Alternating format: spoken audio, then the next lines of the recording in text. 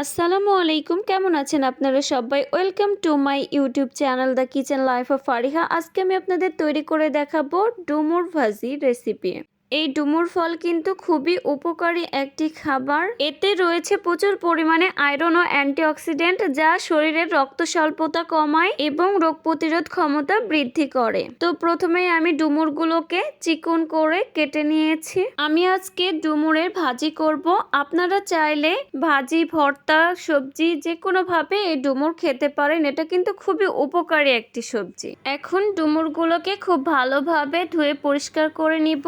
এরপর 1 চা চামচ লবণ দিয়ে দিব। এখন লবণের সাথে ডুমুরগুলো খুব ভালোভাবে মিক্স করে নিব, যেন ডুমুরগুলো আগে থেকে নরম হয়ে যায় এবং রান্নার সময় অনেক তাড়াতাড়ি সিদ্ধ হয়। তো ভাজির জন্য আমি এখানে 2টি বড় সাইজের পেঁয়াজ কুচি, 1টি বড় সাইজের রসুন কুচি ও 10টির মতো কাঁচা লঙ্কা কুচি নিয়েছি। এরপর একটি প্যানের মধ্যে 1 কাপ পরিমাণ সয়াবিন তেল অ্যাড করে দিলাম। এরপর কিছু আস্ত জিরা দিয়ে দিব। এখন লবণ মাখা ডুমুরগুলো দিয়ে দিব।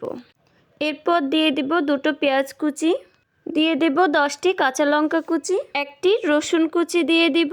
অল্প পরিমাণে কিছু লবণ অ্যাড করে দিলাম, যেহেতু আমি আগে 1 চা চামচ লবণ অ্যাড করেছিলাম, তাই এখন কম দিলাম। 1/2 চা চামচ হলুদ গুঁড়ো দিয়ে দিলাম। এখন খুব ভালোভাবে মিক্স করে নিব সবগুলো। এখন অনবরত ভাজিটা আমি 10 মিনিটের মতো নাড়তে থাকবো। বলে রাখি, এখানে আমি কোনো রকম পানি অ্যাড করব না।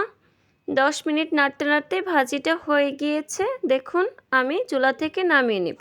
ব্যাস রেডি হয়ে গেল মজাদার ডুমুর ভাজি রেসিপি। দেখুন কত সহজ ডুমুর ভাজি তৈরি করা। এত সহজে খুবই উপকারী একটি খাবার, যা সবার শরীরের জন্যই প্রয়োজনীয়। অনেক দিন পরে গরম গরম ভাতের সাথে ডুমুর ভাজি পরানটা একেবারে জুড়িয়ে যাবে। তো আমার রেসিপিটি যদি ভালো লেগে থাকে, একটি লাইক, কমেন্ট ও শেয়ার করে দিবেন এবং আমার চ্যানেলটি সাবস্ক্রাইব করে আমার পাশেই থাকবেন। আজকের মতো বিদায় নিচ্ছি। আল্লাহ হাফেজ।